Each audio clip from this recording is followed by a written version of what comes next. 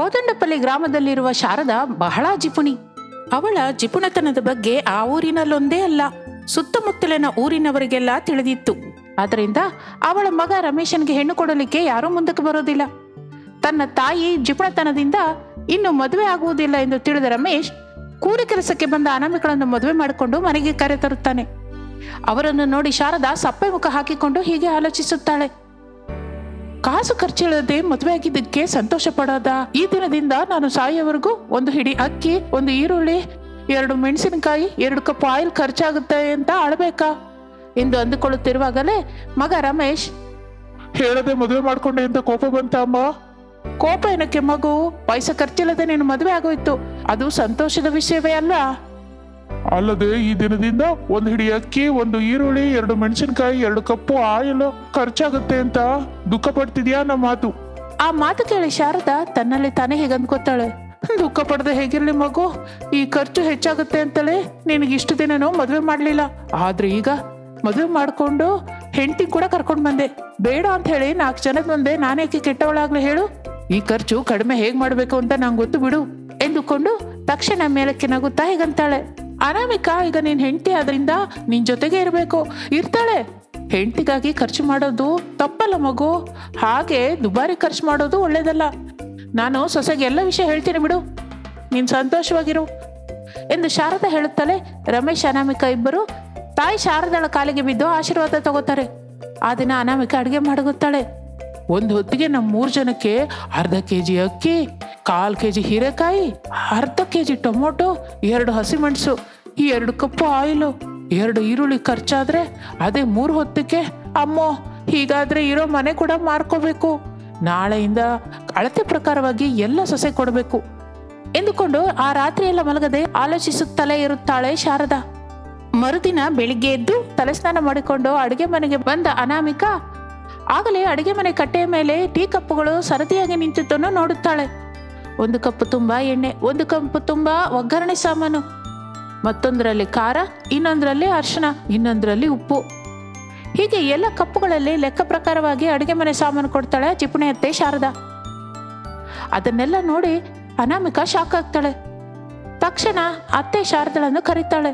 ಆಗ ಅಡುಗೆ ಮನೆಗೆ ಬರ್ತಾಳೆ. ಏನಾಯ್ತು ಸೊಸೆ, ಅಷ್ಟು ಗಟ್ಟಿಯಾಗಿ ಅರಚಿದೆ? ಆದ್ರೂ ಅಷ್ಟು ಗಟ್ಟಿಯಾಗಿ ಅರಚಬೇಡ, ಕುತ್ತಿಗೆ ನೋವು ಬರುತ್ತೆ. ಆ ನೋವು ಕಡಿಮೆ ಆಗೋದಕ್ಕೆ ಮಾತ್ರೆ ತಗೋಬೇಕು. ಆ ಮಾತ್ರೆ ತಗೊಳಕ್ಕೆ 100 ರೂಪಾಯಿ ಬೇಕು. ಅಮ್ಮೋ, 100 ರೂಪಾಯಿನಾ? ನನ್ನಿಂದ ಆಗಲ್ಲ ಸೊಸೆ, ಅದಕ್ಕೆ ನಿಧಾನವಾಗಿ ಅರ್ಚು ಸೊಸೆ. ಅತ್ತೆ, ಇದೇನು ಎಲ್ಲ ಚಿಕ್ಕ ಕಪ್ಪುಗಳಲ್ಲಿ ಇಟ್ಟಿದ್ದೀರಾ? ಇದು ಈ ದಿನದ ಅಡುಗೆ ಮಾಡಬೇಕಾದ ಸಾಮಾನು. ಹೀಗೆ ಅಳತೆ ಪ್ರಕಾರ ದಿನ ಕೊಡ್ತೀನಿ. ಇದನ್ನ ಜಿಪುಣತನ ಅನ್ನಲ್ಲ ಸೊಸೆ, ಉಳಿತಾಯ ಅಂತಾರೆ ಎಂದು ಶಾರದಾ ಹೇಳಿ ಅಲ್ಲಿಂದ ಹೊರಟು ಹೋಗ್ತಾಳೆ. ಇನ್ನು ಏನು ಮಾತಾಡಿದರೂ ಲಾಭ ಇಲ್ಲ ಎಂದು ಅತ್ತೆ ಶಾರದಾ ಕೊಟ್ಟ ಅಳತೆ ಸಾಮಾನಿನಲ್ಲಿ ಅಡುಗೆ ಮಾಡಿ ಸ್ವಲ್ಪ ಹೊತ್ತು ವಿಶ್ರಾಂತಿ ತಗೊಳ್ಳೋಣ ಅಂತ ಹಾಲ್ಗೆ ಬರ್ತಾಳೆ. ಅಲ್ಲಿ ಮಣೆ ಹಾಕಿಕೊಂಡು ಅದರ ಮೇಲೆ ಕೂತ್ಕೊಂಡಿರುವ ಅತ್ತೆ ಶಾರದಾಳನ್ನು ನೋಡ್ತಾಳೆ. ಅನಾಮಿಕಳಿಗೆ ಏನೋ ಅಯೋಮಯವಾಗುತ್ತದೆ. ಅಯ್ಯೋ ಅತ್ತೆ, ಸೋಫಾ ಇರುವಾಗ ಮಣೆ ಮೇಲೆ ಹಾಕುತ್ತಿದ್ದೀರಾ? ಸೋಫಾ ಮೇಲೆ ಕೂತ್ಕೊಂಡ್ರೆ ಮಾಸಿ ಹೋಗುತ್ತೆ, ಕಪ್ಪಾಗೋಗುತ್ತೆ. ಅದನ್ನ ರಿಪೇರಿ ಮಾಡ್ಬೇಕು ಅಂದ್ರು, ಹೊಸದ್ ತಗೋಬೇಕು ಅಂದ್ರು ತುಂಬಾ ದುಡ್ಡು ಬೇಕು. ಅಬ್ಬೋ, ದುಡ್ಡು ಖರ್ಚು ನಾನು ಒಪ್ಕೊಳ್ಳಲ್ಲ. ಆ ಮಾತು ಕೇಳಿ ಏನು ಮಾತನಾಡಲು ಅರ್ಥವಾಗುವುದಿಲ್ಲ ಸೊಸೆ ಅನಾಮಿಕಳಿಗೆ. ಇನ್ನು ಅಲ್ಲೇ ಇದ್ದರೆ ಹುಚ್ಚು ಹಿಡಿಯುತ್ತದೆ ಎಂದು ತನ್ನ ರೂಮ್ಗೆ ಹೋಗುತ್ತಾಳೆ ಅನಾಮಿಕಾ. ಹಾಗೆ ದಿನಗಳು ಕಳೀತಾ ಇರುತ್ತದೆ. ಒಂದು ಅರ್ಧರಾತ್ರಿ ವೇಳೆಯಲ್ಲಿ ಗುಡುಗು ಮಿಂಚಿನಿಂದ ಸೇರಿದ ಮಳೆ ಬರ್ತಾ ಇರುತ್ತದೆ. ಮನೆಯ ಮಾಡಿ ಮೇಲೆ ಒಣಗಿಸಿದ ಬಟ್ಟೆಗಳನ್ನು ತೆಗೆದುಕೊಂಡು ಬರುತ್ತಾ ಅನಾಮಿಕಾ ಸ್ವಲ್ಪ ನೆನೆಯುತ್ತಾಳೆ. ಅದರಿಂದ ಜ್ವರ ಬರುತ್ತದೆ, ಮೈ ತುಂಬಾ ಸುಡುತ್ತದೆ. ತಾಯಿ ಹತ್ರ ಬರ್ತಾನೆ ರಮೇಶ್. ಅಮ್ಮ, ಅನಾಮಿಕೆಗೆ ಜ್ವರ ಹೆಚ್ಚಾಗಿದೆ, ಒಂದು 200 ರೂಪಾಯಿ ಕೊಡಮ್ಮ, ಹೋಗಿ ಡಾಕ್ಟರ್ನ ಕರ್ಕೊಂಡ್ ಬರ್ತೀನಿ. ಅಯ್ಯೋ ಮಗನೇ, ನಿಜವಾಗಿ ನನ್ನ ಹತ್ರ ದುಡ್ಡಿಲ್ಲ, ಬಾ ಸೊಸೆ ನೋಡೋಣ ಎಂದು ತಾಯಿ ಮಗ ಇಬ್ಬರು ಅನಾಮಿಕಳ ಹತ್ತಿರ ಬರುತ್ತಾರೆ. ಅನಾಮಿಕಾ ಜ್ವರದಿಂದ ನರಳುತ್ತಾ ಇರುತ್ತಾಳೆ. ಸೊಸೆ ನೋಡ್ತಾ ಇದ್ರೆ ಪಾಪ ಅನ್ಸುತ್ತೆ, ಆದ್ರೆ ನನ್ನ ಹತ್ರ ಇರೋ ದುಡ್ಡು ಕಡಿಮೆ ಆಗ್ತಾ ಇದ್ರೆ ಮನಸ್ಸು ಒಪ್ಕೊಳ್ಳೋದಿಲ್ಲ. ಏನ್ ಮಾಡ್ಬೇಕು ಎಂದುಕೊಳ್ಳುತ್ತಾ ಆಲೋಚನೆ ಮಾಡುತ್ತಿದ್ದಾಗ ಜ್ವರದಲ್ಲಿದ್ದ ಅನಾಮಿಕಾ, ಅತ್ತೆ, ನನ್ನನ್ನು ಕಾಪಾಡಿ, ನಿಮಗೆ ಕೈ ಮುಗಿತೀನಿ, ನನ್ನನ್ನು ಆಸ್ಪತ್ರೆಗೆ ಕರ್ಕೊಂಡು ಹೋಗಿ. ನಾನು ಜ್ವರ ಕಡಿಮೆ ಆದ ನಂತರ ಕೂಲಿ ಕೆಲಸಕ್ಕೆ ಹೋಗಿ ನಿಮ್ಮ ದುಡ್ಡು ವಾಪಸ್ ಕೊಡ್ತೀನಿ ಎಂದು ಬೇಡಿಕೊಳ್ಳುತ್ತಾ ಅಳುತ್ತಿರ್ತಾಳೆ ಅನಾಮಿಕಾ.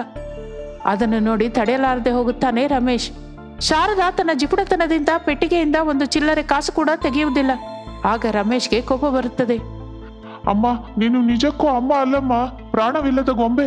ನಿನ್ನನ್ನು ಬೇಡ್ಕೊಳ್ಳೋದು ದಂಡಕ್ಕೆ. ನನ್ನ ಹೆಂಡ್ತಿನ ಗೌರ್ಮೆಂಟ್ ಆಸ್ಪತ್ರೆಗಾರು ಕರ್ಕೊಂಡು ಹೋಗಿ ಕಾಪಾಡ್ಕೋತೀನಿ ಎಂದು ಅನಾಮಿಕಳನ್ನು ಕರೆದುಕೊಂಡು ಹತ್ತಿರದಲ್ಲಿರುವ ಸರ್ಕಾರಿ ಆಸ್ಪತ್ರೆಗೆ ಕರ್ಕೊಂಡು ಹೋಗ್ತಾನೆ. ಅಲ್ಲಿ ಡಾಕ್ಟರ್ ಚೆಕಪ್ ಮಾಡಿ ಟ್ರೀಟ್ಮೆಂಟ್ ಮಾಡುತ್ತಾರೆ. ಹೊರಗಡೆ ಮಳೆ ಬರುತ್ತಲೇ ಇರುತ್ತದೆ. ರಮೇಶ್ ತನ್ನ ಹೆಂಡತಿ ಅನಾಮಿಕಳ ಹತ್ತಿರವೇ ಇದ್ದು ಧೈರ್ಯ ಹೇಳ್ತಾ ಇರ್ತಾನೆ. ಅದೇ ಸಮಯದಲ್ಲಿ ಮಗ ಸೊಸೆಯ ಬಗ್ಗೆ ಸ್ವಲ್ಪವೂ ಗಾಬರಿಯಾಗದೆ, ಅಸಲು ಅವರ ಬಗ್ಗೆ ಆಲೋಚನೆ ಇಲ್ಲದೆ ತನ್ನ ರೂಮ್ನಲ್ಲಿ ಬೆಡ್ ಮೇಲೆ ಕುಳಿತಿರುತ್ತಾಳೆ ಶಾರದಾ. ಮಳೆ ಮತ್ತೊಂದು ಕಡೆ ಜೋರಾಗಿ ಬರುತ್ತಿರುತ್ತದೆ. ಶಾರದಳ ಮನೆ ಕೆಳಭಾಗದಲ್ಲಿ ಇದ್ದುದರಿಂದ ಪ್ರವಾಹದ ನೀರು ಮನೆಯೊಳಗೆ ಬರುತ್ತದೆ. ಸಾಮಾನುಗಳೆಲ್ಲ ಒದ್ದೆಯಾಗುತ್ತದೆ. ಆ ಪ್ರವಾಹದ ನೀರಿನಲ್ಲಿ ಬೆಡ್ ಮೇಲೆ ನಿಂತ ಶಾರದಾ ಹೀಗನ್ನುತ್ತಾಳೆ, ಅಯ್ಯೋ, ಈ ಪ್ರವಾಹಕ್ಕೆ ನನ್ನ ದುಡ್ಡು ನೆಂದು ಹೋಗಿಲ್ಲಲ್ಲ ಎಂದು ಆ ಪೆಟ್ಟಿಗೆಯನ್ನು ತೆಗೆದು ನೋಡುತ್ತಾಳೆ. ಅದರಲ್ಲಿರೋ ದುಡ್ಡೆಲ್ಲ ನೆರೆ ನೀರಿನಲ್ಲಿ ಬಿದ್ದು ಹೋಗುತ್ತದೆ, ಒದ್ದೆಯಾಗುತ್ತದೆ. ದುಡ್ಡೆಲ್ಲ ಕೊಚ್ಚಿಕೊಂಡು ಹೋಗುತ್ತದೆ. ಅದನ್ನು ನೋಡಿದ ಶಾರದಾ ದುಃಖ ಪಡುತ್ತಾಳೆ. ಎತ್ತರದಲ್ಲಿರುವ ಸರ್ಕಾರಿ ಆಸ್ಪತ್ರೆಯಲ್ಲಿರುವ ರಮೇಶ್ ಅನಾಮಿಕ ಇಬ್ಬರು ಆರೋಗ್ಯವಾಗಿರ್ತಾರೆ. 2 ದಿನದಿಂದ ಪ್ರವಾಹದ ನೀರು ಬರ್ತಾ ಇದ್ದಿದ್ದರಿಂದ ಅತ್ತೆ ಶಾರದಾ ಹಾಗೆ ನಿಂತುಕೊಂಡಿದ್ದರಿಂದ ದೇಹದಲ್ಲಿ ಶಕ್ತಿ ಇಲ್ಲದೆ ಹೋಗುತ್ತದೆ. ಬಹಳ ಸುಸ್ತಾಗಿ ಬಿದ್ದು ಹೋಗುತ್ತಾಳೆ. ಜ್ವರ ಇಳಿದ ಅನಾಮಿಕಳನ್ನು ಕರೆದುಕೊಂಡು ರಮೇಶ್ ಮನೆಗೆ ಬರುತ್ತಾನೆ. ದುಃಖ ಪಡುತ್ತಿರುವ ಶಾರದಳನ್ನು ನೋಡಿ ಅನಾಮಿಕ ಹೀಗಂತಾಳೆ, ಅಯ್ಯೋ ಅತ್ತೆ, ಏನಾಯ್ತು ಹಾಗೆ ದುಃಖ ಪಡ್ತಾ ಇದ್ದೀರಾ? ಸೊಸೆ, ನನ್ನನ್ನು ಕ್ಷಮಿಸು. ಚಿಪ್ಪಣತನದಿಂದ ನಾನು ಕೂಡಿಟ್ಕೊಂಡ ಹಣ ಎಲ್ಲ ಪ್ರವಾಹದಲ್ಲಿ ಕೊಚ್ಕೊಂಡು ಹೋಯ್ತು. ಅದೇ ನೀರಿನಲ್ಲಿ ನನ್ನ ಜಿಪುಣತನದ ಬುದ್ಧಿ ಕೂಡ ಕೊಚ್ಕೊಂಡು ಹೋಯ್ತು. ಇನ್ಯಾವತ್ತೂ ನಿಂಗೆ ತೊಂದರೆ ಕೊಡಲ್ಲ ಎಂದು ಬೇಡಿಕೊಳ್ಳುತ್ತಾಳೆ ಶಾರದಾ. ಆ ಮಾತು ಕೇಳಿ ತನ್ನ ತಾಯಿಯಲ್ಲಿ ಬದಲಾವಣೆ ಬಂದಿದೆ ಎಂದು ರಮೇಶ್ ಸಂತೋಷ ಪಡುತ್ತಾನೆ. ಈ ಸ್ಟೋರಿ ನಿಮಗೆ ಹಿಡಿಸಿದರೆ ನಮ್ಮ ಚಾನೆಲ್ ಅನ್ನು ತಕ್ಷಣ ಸಬ್ಸ್ಕ್ರೈಬ್ ಮಾಡಿ. Thank you for watching. ಒಂದೂರಿನಲ್ಲಿ ಶಾರದಾ ರವೀಂದ್ರ ಅನ್ನುವ ದಂಪತಿಗಳಿದ್ದರು. ಅವರಿಗೆ ರಮೇಶ್ ಅನ್ನುವ ಮಗನಿರ್ತಾನೆ. ರಮೇಶ್ ಬಹಳ ಒಳ್ಳೆಯವನು, ಬುದ್ಧಿವಂತನು. ತನ್ನ ತಂದೆ ತಾಯಿ ಹೇಳಿದ್ದನ್ನು ಮಾಡುತ್ತಾ ಅವರ ಗೌರವ ಮರ್ಯಾದಕ್ಕೆ ಯಾವ ತೊಂದರೆಯೂ ಕೊಡುವುದಿಲ್ಲ. ರಮೇಶ್ ಪಟ್ಟಣದಲ್ಲಿ ಓದು ಪೂರ್ತಿ ಮಾಡಿಕೊಂಡು ಮನೆಗೆ ಬಂದಿದ್ದರಿಂದ ಶಾರದಾ ಬಹಳ ಸಂತೋಷವಾಗಿರುತ್ತಾಳೆ. ಏ ರಮೇಶ್, ನಿಮ್ಮ ಅಮ್ಮಂಗೆ ನೀನ್ ನೋಡಿದ ನಂತರ ಬೆಟ್ಟದಷ್ಟು ಬಲ ಬಂದ ಹಾಗಿದೆ. ಹೌದು ರೀ, ನನ್ನ ಮಗನೇ ಬಂಗಾರ. ಮಗನೇ ಪಟ್ಟಣದಲ್ಲಿದ್ದು ಬಹಳ ತೆಳ್ಳಗಾಗಿ ಹೋಗಿದ್ಯೋ. 1000 ಫೀಸ್ ಕಟ್ತಾ ಇದ್ರೆ ಸಮಯಕ್ಕೆ ಸರಿಯಾಗಿ ತಿಂತಾ ಇಲ್ಲ ಅಂತೀಯಲ್ಲೇ. ನನ್ ದುಡ್ಡನ್ನ ತಿಂತಾ ಇದ್ದಾನಲ್ಲ. ನೀವು ಸುಮ್ನಿರಿ. ಅಪ್ಪ, ನಿಮ್ ದುಡ್ಡನ್ನ ನನ್ ಮೇಲೆ ಬಂಡವಾಳ ಆಗಿ ಹಾಕ್ತಾ ಇದ್ದೀರಲ್ಲ. ನಾಳೆ ಬೆಳಿಗ್ಗೆ ವರದಕ್ಷಿಣೆ ಕೆಳಗೆ ಎಲ್ಲ ಎಳ್ಕೋತಿರಲ್ಲ. ನಿಮ್ ಬುದ್ಧಿ ನಂಗೆ ಗೊತ್ತು ಬಿಡಿ.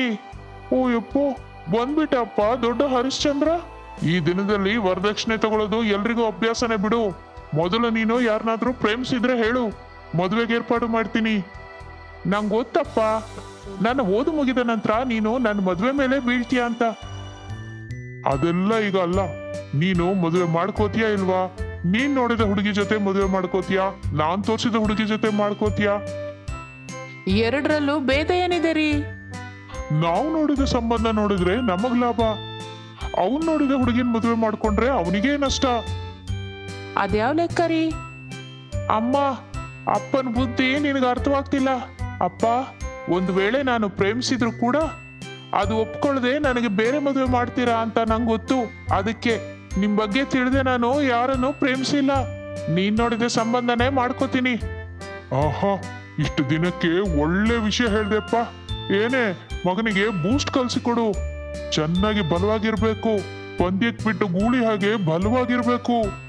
ನಾನ್ ಹೋಗಿ ನನ್ನ ಏರ್ಪಾಟಲ್ಲಿ ನಾನು ಇರ್ತೀನಿ.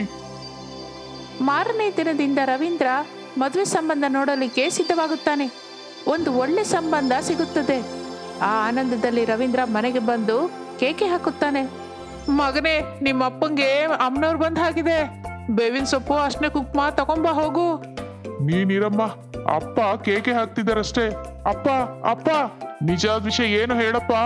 ನಿಮ್ಮ ಆನಂದಕ್ಕೆ ಕಾರಣ ಏನು? ಹೇ, ನಿಂಗೊಂದು ಒಳ್ಳೆ ಸಂಬಂಧ ಬಂದಿದೆ ಕಣೋ. ಹುಡುಗಿ ಹೆಸರು ಅನಾಮಿಕಾ, ಪಟ್ನದ ಹುಡುಗಿ. ನಾಳೆನೆ ಹುಡುಗಿನ ನೋಡೋದು.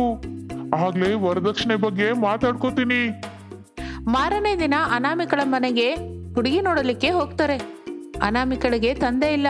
ತಾಯಿ ಸಾವಿತ್ರಿ ಬಹಳ ಧನವಂತಳು.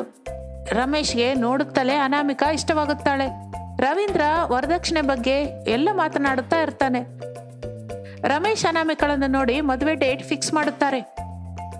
ವಾರದಲ್ಲೇ ಮದುವೆಗೆ ಎಲ್ಲ ಫಿಕ್ಸ್ ಮಾಡ್ಕೋತಾರೆ. ಹುಡುಗಿ ನೋಡಿದ ಮಾರನೇ ದಿನ ಅನಾಮಿಕಾ ರಮೇಶ್ನನ್ನು ಪಾರ್ಕಿಗೆ ಬಾ ಅಂತ ಕರೀತಾಳೆ. ಏನೇ ಈ ಪಾರ್ಕ್ ಪ್ಲಾನು? ನಿನಗೆ ಹಿಡಿಸ್ತಾ? ನನಗೆ ಈ ಪಾರ್ಕ್ ನಲ್ಲಿ ನನ್ನ ಇಷ್ಟವಾದರ ಜೊತೆ ಓಡಾಡೋದಂದ್ರೆ ಬಹಳ ಇಷ್ಟ. ಹೌದು, ನೀನು ಸಿಗರೇಟ್ ಸೇರ್ತೀಯಾ? ನಿಜವಾಗಿ ಸ್ನೇಹದಲ್ಲ, ನನಗೆ ಇಷ್ಟವಿಲ್ಲ. ನಿನಗೆ ಯಾವ ಅಡುಗೆ ಅಂದ್ರೆ ಇಷ್ಟ? ನಿನ್ನ ಹಾಬಿಗಳೇನು? ಹಾಗೆ ಅನಾಮಿಕಾ ರಮೇಶ್ ಬಹಳ ಹೊತ್ತು ಮಾತನಾಡಿಕೊಳ್ತಾರೆ. ಇಬ್ಬರು ಮನಸ್ಸು ಬಿಚ್ಚಿ ಮಾತನಾಡ್ತಾರೆ. ಆ ಮಾರನೇ ದಿನ ಸಾಯಂಕಾಲ ಪಾನಿಪುರಿ ತಿನ್ನಿಸುತ್ತಾನೆ.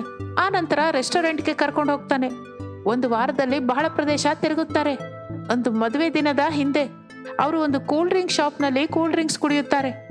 ನಾಳೆ ನಮ್ಮ ಮದುವೆ, ನಿನ್ಗೆ ಹೇಗಿದೆ? ನನಗೆ ಸ್ವಲ್ಪ ದುಃಖವಾಗಿದೆ. ಈ ದಿನದವರೆಗೂ ನಾನೊಬ್ಳು ಹುಡುಗಿ. ನಾಳೆ 3 ಗಂಟೆ ಬಿದ್ದ ನಂತರ ನಾನೊಬ್ಬರಿಗೆ ಹೆಂಡತಿ. ನೆನೆಸ್ಕೊಂಡ್ರೆ ದುಃಖ ಅನ್ನಿಸ್ತಾ ಇದೆ. ಸ್ವಲ್ಪ ಹೊಸದಾಗಿದೆ. ಸರಿ, ಹಾಗಾದ್ರೆ ನಿನ್ನ ಮನೇಲಿ ಡ್ರಾಪ್ ಮಾಡಿ ನಾನು ಹೊರಡ್ತೀನಿ. ಅನಾಮಿಕಾನ್ನು ರಮೇಶ್ ಮನೆಗೆ ಕರೆದುಕೊಂಡು ಹೋಗ್ತಾನೆ. ಅನಾಮಿಕಾ ಮನೆಯೊಳಗೆ ಹೋಗುತ್ತಾಳೆ. ಆದರೆ ರಮೇಶ್ ಅಲ್ಲಿಂದ ಹೋಗುವುದಿಲ್ಲ. ಸ್ವಲ್ಪ ಹೊತ್ತು ಅಲ್ಲೇ ನಿಲ್ತಾನೆ. ಸ್ವಲ್ಪ ಹೊತ್ತಿಗೆ ಆ ಮನೆಯಿಂದ ಸಾವಿತ್ರಿ ಹೊರಗೆ ಬರ್ತಾಳೆ. ರಮೇಶ್ನನ್ನು ನೋಡಿ ಮಾತನಾಡಿಸ್ತಾಳೆ. ಏನು ಮಗು, ಇಲ್ಲಿಗೆ ನಿಂತ್ಬಿಟ್ಟೆ? ಮನೆಗೆ ಬಾ, ಹುಡುಗಿ ಜೊತೆ ಮಾತಾಡಬಹುದು. ಇಲ್ಲ ಆಂಟಿ, ನಂತರ ಬರ್ತೀನಿ. ಅಮ್ಮ ಅಪ್ಪನ ಜೊತೆ ಏರ್ಪಾಟಿನ ಬಗ್ಗೆ ಮಾತಾಡ್ಬೇಕು. ಅಮ್ಮ ಅಪ್ಪ ಕೂಡ ಇಲ್ಲೇ ಇದ್ದಾರೆ. ನಾಳೆ ಕಾರ್ಯಕ್ರಮದ ಬಗ್ಗೆ ಮಾತನಾಡ್ತಾ ಇದ್ದಾರೆ. ಬಾ ಮಗು. ಸಾವಿತ್ರಿ ಹಾಗೆ ರಮೇಶನ್ನು ಕರೆದಿದ್ದಕ್ಕೆ ರಮೇಶ್ ಮನೆಯೊಳಗೆ ಹೋಗ್ತಾನೆ. ರವೀಂದ್ರ ಶಾರದರು ಇರ್ತಾರೆ. ರಮೇಶ್ನನ್ನು ನೋಡಿ ರವೀಂದ್ರ ಜೋಕ್ ಹಾಕ್ತಾನೆ. ಏನೋ ಸೊಸೆ ನೋಡಲಾರ್ದೆ ತಡೀದೆ ಬಂದ್ಬಿಟ್ಟಿದ್ಯಾ? ಹಬ್ಬಾ, ನೀವಿರಿ, ಅವನಿಗೆ ತೊಂದರೆ ಕೊಡಬೇಡಿ. ನೀನ್ ಬಾ ಮಗು. ಅಳಿಯಂದ್ರು ನಾಚಿಕೆ ಪಡ್ತಾ ಇರೋ ಹಾಗಿದೆ. ಹುಡುಗಿ ಜೊತೆ ಇದುವರೆಗೂ ಮಾತಾಡಿಲ್ವಂತೆ. ಅದು ಕೂಡ ನಿಮ್ ಜೊತೆ ಮಾತಾಡ್ಬೇಕು ಅನ್ಕೋತಿದ್ದಾಳೆ ರೀ. ಹೌದು, ಮದುವೆಗೆ ಮುಂಚಾದ್ರೂ ಸ್ವಲ್ಪ ಹೊತ್ತು ಮಾತಾಡ್ಕೊಳ್ರು. ಅಮ್ಮ ಅನಾಮಿಕಾ, ಅನಾಮಿಕಾ, ಅಳಿಯಂದ್ರು ಬಂದಿದ್ದಾರೆ, ಬಾಮ್ಮ. ಇಷ್ಟರಲ್ಲಿ ಅನಾಮಿಕಾ ಟೀ ತಗೊಂಡು ಬರ್ತಾಳೆ. ರಮೇಶ್ಗೆ ಟೀ ಕೊಡ್ತಾಳೆ. ನಿನ್ನೆವರೆಗೂ ಬಹಳ ಜ್ವರ ಬಂದಿದ್ದರಿಂದ ಅವಳು ಎಲ್ಲಿಗೂ ಬರಲಾಗಲಿಲ್ಲ. ಶಾಪಿಂಗ್ ಕೂಡ ನಾನೇ ಮಾಡಿದೆ. ಆ ಮಾತನ್ನು ಹೊತ್ತಿಗೆ ರಮೇಶ್ ಶಾಕ್ ಆಗುತ್ತಾನೆ. ತಕ್ಷಣ ಟೀ ಕಪ್ ಕೆಳಗೆ ಬೀಳಿಸುತ್ತಾನೆ. ನಿನ್ನೆ ತನಕ ಹೊರಗ್ ಬಾರ್ತಾ ಇರೋದಂದ್ರೆ ಏನಂಟಿ? ನನ್ ಜೊತೆ ದಿನವೂ ತಿರುಗಿದಾಳಲ್ಲ. ನಾವು ನಿಜಕ್ಕೂ ಎಷ್ಟು ರೆಸ್ಟೋರೆಂಟ್ಗೆ ಹೋಗಿದ್ದೀವಿ ಗೊತ್ತಾ? ಏನು ಮಗು ನೀನ್ ಹೇಳೋದು? ನಿಜ ಆಂಟಿ, ಬೇಕು ಅಂದ್ರೆ ಅನಾಮಿಕಳನ್ ಕೇಳಿ. ನಾನಾ ಮನೆಯಿಂದ ಹೊರಗೆ ಒಂದ್ ಹೆಜ್ಜೆ ಕೂಡ ಇಟ್ಟಿಲ್ಲ ರೀ. ನೀವೇನೋ ತಪ್ಪು ತಿಳ್ಕೊಂಡಿದ್ದೀರಾ. ಏನೋ ಹಾಗೆ ಮಾಡ್ತಿದ್ಯಾ? ನಾನು ದಿನಾನು ಈ ಮನೆ ಕಡೆ ಬರ್ತಾ ಇದ್ದೀನಿ. ಬಂದಾಗೆಲ್ಲ ಅನಾಮಿಕಾ ಮನೇಲೇ ಇದ್ಲು. ಸಾಕು, ಇನ್ ನಿಲ್ಲಿಸ್ತೀರಾ? ನನ್ ಜೊತೆ ಅನಾಮಿಕಾ ದಿನವೂ ತಿರುಗಿದ್ದಾಳೆ, ಕತೆಗಳು ಹೇಳಿದ್ದಾಳೆ. ಈಗಲೇ ಅನಾಮಿಕಳನ್ನು ಮನೆ ಹತ್ರ ಡ್ರಾಪ್ ಮಾಡಿದೆ. ಅಲ್ಲಿವರೆಗೂ ಮೌನವಾಗಿದ್ದ ಸಾವಿತ್ರಿ ಶಾಕ್ ಆಗುತ್ತಾಳೆ. ಅನಾಮಿಕಾ ಕೂಡ ಆಶ್ಚರ್ಯ ಹೋಗ್ತಾಳೆ. ಸ್ವಲ್ಪ ಹೊತ್ತಿನ ಮೌನದ ನಂತರ ಸಾವಿತ್ರಿ ನಿಜ ವಿಷಯ ಹೇಳ್ತಾಳೆ. ನನಗೆ 2 ಮಕ್ಕಳು ಮಗನೇ. ಅವಳಿ ಮಕ್ಕಳು. ಅನಾಮಿಕಳ ಜೊತೆಗೆ ಐಶ್ವರ್ಯ ಕೂಡ ಇದ್ದಾಳೆ. ಆದ್ರೆ ಅವಳ ಬಗ್ಗೆ ನಿಮ್ಗೆ ಹೇಳಲಿಲ್ಲ. ಅವಳು ಯಾವಾಗ್ಲೂ ತುಂಡುತನದ ಕೆಲಸ ಮಾಡ್ತಾ ಇರ್ತಾಳೆ ಅಂತ ದೂರವಾಗಿಟ್ಟೆ. ಆದ್ರೆ ಅವಳು ಹೀಗ್ ಮಾಡ್ತಾಳೆ ಅಂದ್ಕೊಂಡಿರ್ಲಿಲ್ಲ. ಐಶ್ವರ್ಯಗೆ ಬಹಳ ಸಲ ಹೇಳಿ ನೋಡಿದ್ದೀನಿ. ಅವಳು ನನ್ನ ಮಾತೇ ಕೇಳ್ತಾ ಇಲ್ಲ. ಈಗ ಕೂಡ ನಿಮ್ ಫೋಟೋ ನೋಡಿ ಮದುವೆ ಮಾಡ್ಕೋತೀನಿ ಅಂತ ಇದ್ಲು. ನನಗೆ ಹಿಡಿಸಿದ್ದೆಲ್ಲ ಅವಳು ಸ್ವಂತ ಮಾಡ್ಕೋಬೇಕು ಅಂದ್ಕೋತಾ ಇದ್ದಾಳೆ.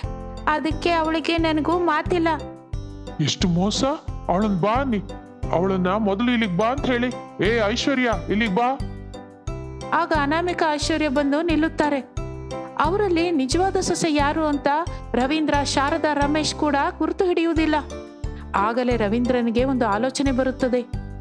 ನೋಡಮ್ಮ, ನಮ್ಮ ಅವನಿಗೆ ಐಶ್ವರ್ಯ ಹತ್ತಿರವಾಗಿದ್ದಾಳೆ. ನಮ್ಮವನು ಅನಾಮಿಕಳನ್ನು ಇಷ್ಟಪಟ್ಟು ಮದುವೆಗೆ ಒಪ್ಕೊಂಡಿದ್ದಾನೆ. ಈ ಸಮಯದಲ್ಲಿ ನನ್ನ ಮಗನಿಗೆ ಅವರಿಬ್ಬರನ್ನು ಕೊಟ್ಟು ಮದುವೆ ಮಾಡಿದರೆ ಸರಿ ಹೋಗುತ್ತೆ ಅಂತ ನನ್ನ ಅಭಿಪ್ರಾಯ. ಹೀಗ್ ಮಾಡಿದ್ರೆ ನಿಮಗೂ ಒಳ್ಳೇದಾಗುತ್ತೆ. ನಾನು ಅದೇ ಅಂದ್ಕೋತಿದ್ದೀನಿ ಅಣ್ಣಯ್ಯ. ಒಪ್ಕೊಂಡ್ರೆ ಮದುವೆಗೆ ಸಿದ್ಧ ಮಾಡಿ. ಅಪ್ಪ ನನ್ನನ್ನು ಕೇಳಲ್ವಾ? ನಿನ್ನ ಹತ್ರ ನಮ್ಮ ಮಾತೇನು? ಅಮ್ಮ ಸಾವಿತ್ರಿ, ಮದುವೆಗೆ ಏರ್ಪಾಟು ಮಾಡು. ಮಾರನೇ ದಿನ ಒಂದೇ ಮಂಟಪದಲ್ಲಿ ರಮೇಶ್ ಅನಾಮಿಕಾ ಐಶ್ವರ್ಯರ ಕುತ್ತಿಗೆಗೆ ತಾಳಿ ಕಟ್ಟುತ್ತಾನೆ. ರಮೇಶ್ ಇಬ್ಬರನ್ನು ಅರ್ಥ ಮಾಡಿಕೊಂಡು ಕಾಲವನ್ನು ಕಳೆಯುತ್ತಾನೆ. ಮಗನಿಂದ ಕೈತುಂಬ ದುಡ್ಡು ಬಂದಿದೆ ಎಂದು ರವೀಂದ್ರ ಬಹಳ ಸಂತೋಷಪಟ್ಟು ಆನಂದವಾಗಿ ತೇಲಿ ಹೋಗ್ತಾ ಇರ್ತಾನೆ. ಶಾರದಾ ಸಾವಿತ್ರಿಯವರು ಸೀರಿಯಲ್ ನೋಡ್ಕೊಂಡು ಕಾಲಕ್ಷೇಪ ಮಾಡ್ತಾರೆ.